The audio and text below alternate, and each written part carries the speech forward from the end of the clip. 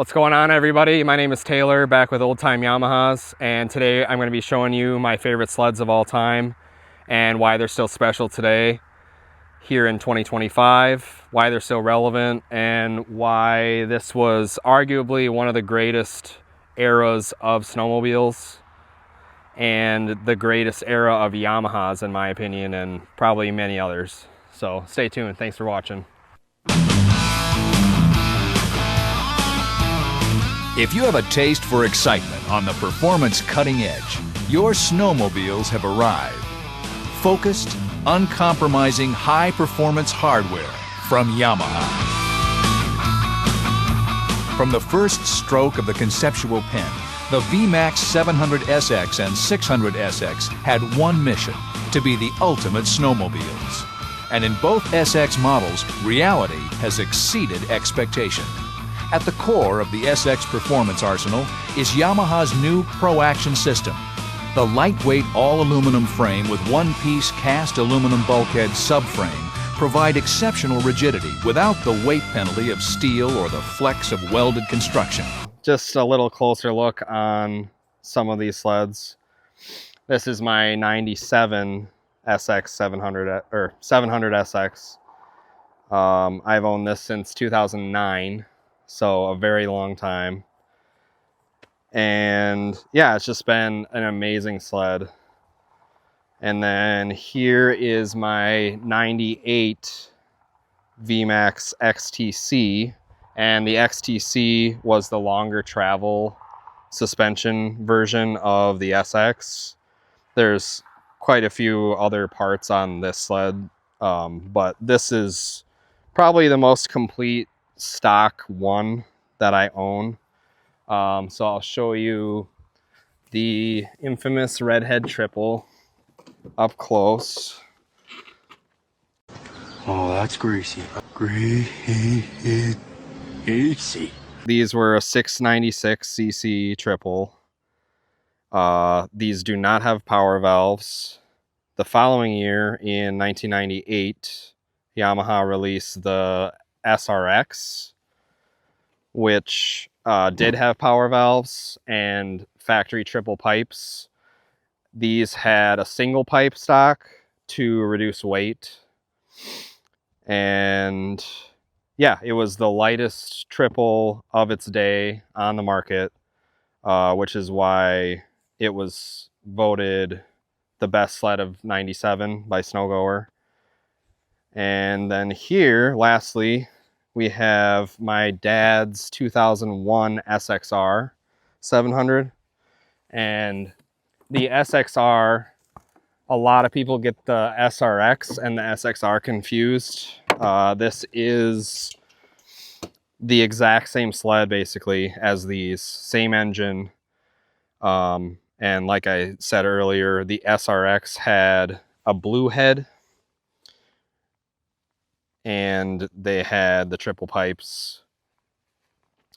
They had the triple pipes factory instead of this single pipe. So these were rated at, I believe, like 110 to 115 horsepower stock. And the SRX was rated at, I believe, 130, 140. So these aren't the fastest sled of all time, obviously, but they are extremely reliable and they're just amazing sleds. And here we are in 2025 and all three of these still run. This one runs really, really well. Mine runs super well. The black one, I have to button up some things and try to figure out what is going on with it. But it still runs, just not nearly as well as the other two. Back to the history of Yamaha during this period of time. This is a 97, and this is the very first year of the Pro Action chassis, or the no action chassis as people make fun of it, which is true in today's world, but that's not what this video is about. The rear suspension it's lacking in today's standards, but this is now a 28-year-old snowmobile, so it's very old. And it still rips. It's still really, really fun, and it's been so reliable for me. So yeah, if you enjoy these sleds too, feel free to drop a comment and we can discuss in the comments on these sleds and this whole era, late 90s, early 2000s. This, in my opinion, was the best portion of Yamaha. Literature that I've collected, I'd like to shout out a man named Ed Delaney from Minnesota. He had some very rare literature on this exact sled that he was gracious enough to sell me, even though he really didn't want to get rid of them. So this is the cover of the March issue of Snow Goer, March '97, and this very sled won Snowmobile of the Year. It was the lightest triple snowmobile in production, triple two-stroke, obviously, of its time. And Snow Goer put it on a scale, and it weighed 486 pounds, a respectable weight today even.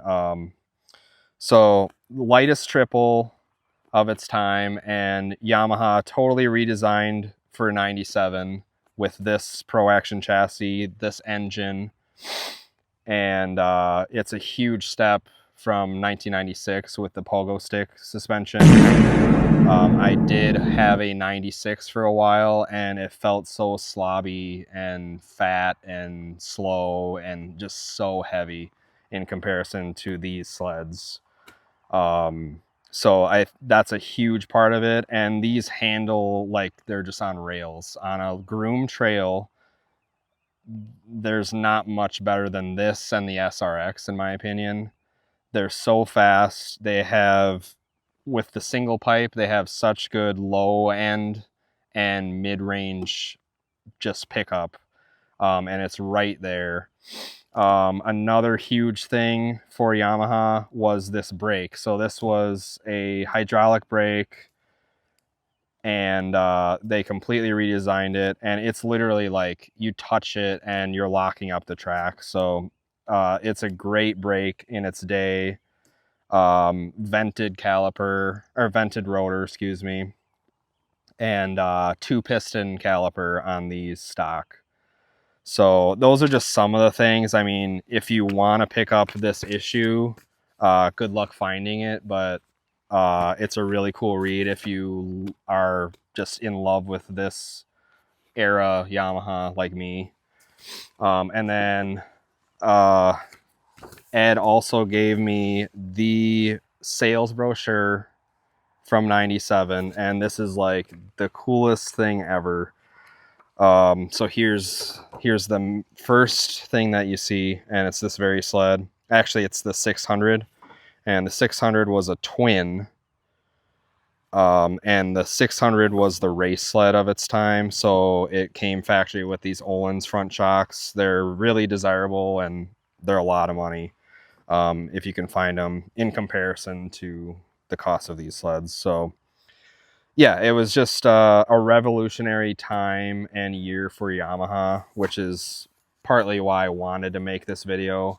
Going into some of the history, at least. I can't, go into it all, but just really, really great sleds of their time, and they still hold up today.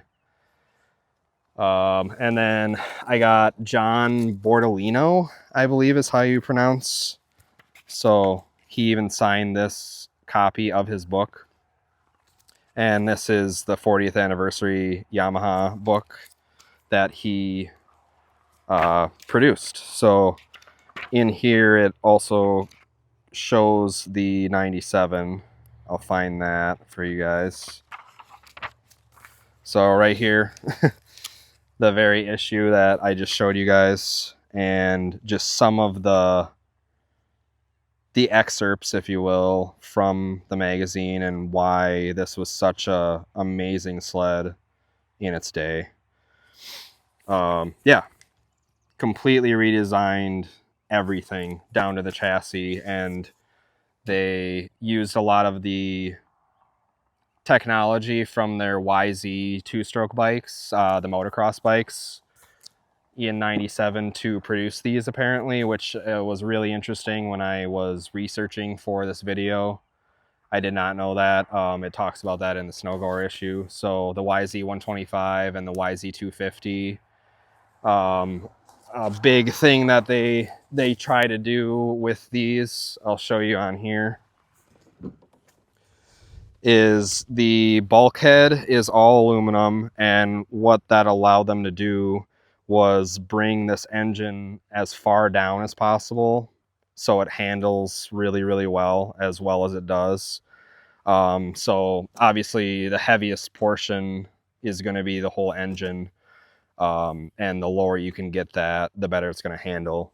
So they achieved that by making this bulkhead and allowing the engine to sit as low as it does in the chassis. And that really, you can feel that when you're riding these on a groom trail, because they're so planted and they ride like they're on rails on a groom trail.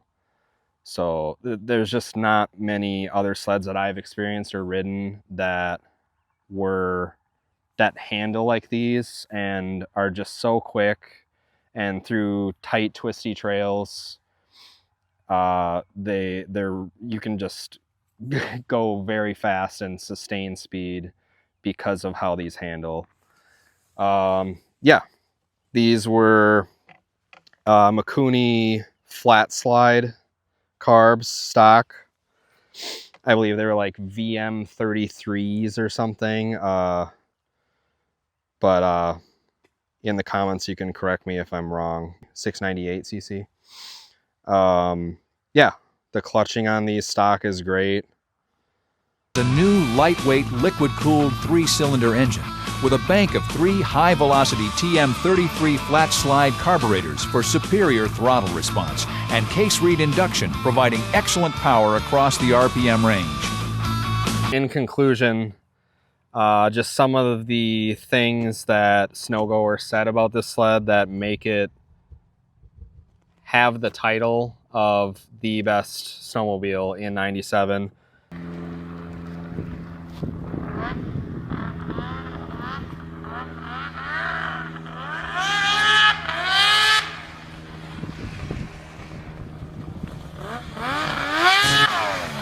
They explained it as having a euphoric power band, precise clutching. I would agree with the precise clutching. Incredible torsional rigidity, superb ergonomics. You can come in and I'll show you just it's very rudimentary, but you have your dial warmer for the thumb, for the throttle and the grips. And it is very low. This has a 2-inch riser on it. But like how your feet slip into under the hood, kind of, it just feels right when you're riding quickly on trail. You're very low. This is before rider forward sleds, obviously, but it just feels right on a groom trail. This is what this sled was built to do, is just go very fast all the time on a really flat groom trail. And they just do it so well, and they'll do it for many, many miles reliably, if you clean the carbs and take care of it, just like any snowmobile. Yeah, and then they said, quote, "This is a new line of sleds and a monumental change in direction for Yamaha." Going back to what I said before, in 96, Yamaha was completely different sled-wise than this sled is. Completely redesigned chassis, the Pro Action chassis, totally new engines in the 700 triple and the 600 twin, just totally redesigned, and they did a great job, especially in comparison to the 96. Yamaha set out to produce the lightest and most compact triple on the market. And that is also why I think they won Snowmobile of the Year, was, like I was explaining earlier, the engine sitting as low as possible in the bulkhead, in the subframe, I guess. And it just really makes these handle as well as they do. They use the tech from the YZ bikes to produce these lightweight, and the YZ two-stroke bikes. These are 696 case reed triple, class-winning low and mid-range with the single pipe that these came factory with. This has triple pipes on it now. And the Pro Action chassis began development in 1993, supposedly, which is really interesting to me. Just how early the development for this chassis, this suspension, was being done by Yamaha. And lastly, Snow Goer thought that this had the quickest steering and the best trail manners of all the sleds they tested in 97. This is a Nissan brake, or Nissan, I'm not sure how to pronounce it. You can correct me in the comments. And with a slotted vented rotor. And Snow Goer weighed this in at 486 pounds. So these are some of the notes that I made reading the Snow Goer issue. So I'll start it up for you guys. You can hear triple pipes on the 97 Vmax.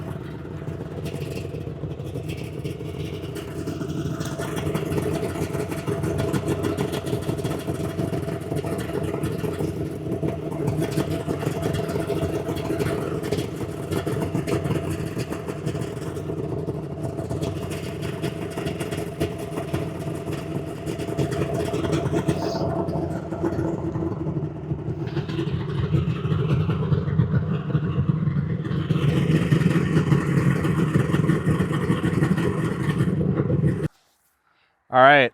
Thanks for watching, everybody. If you like these old sleds and the triples, late 90s, early 2000s Yamahas, like I do, please feel free to subscribe. Like the video. It helps me out a lot.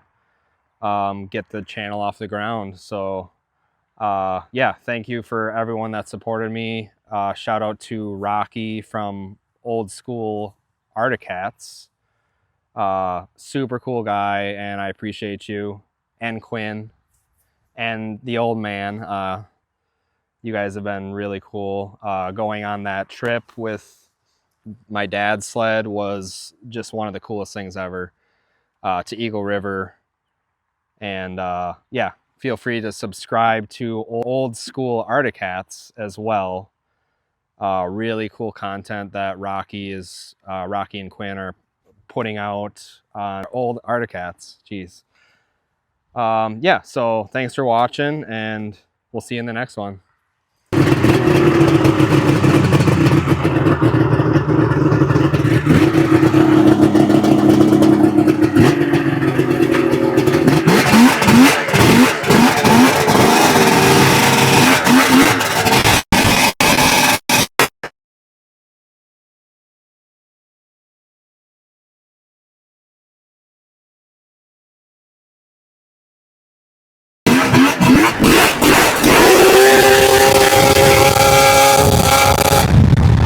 Bruh.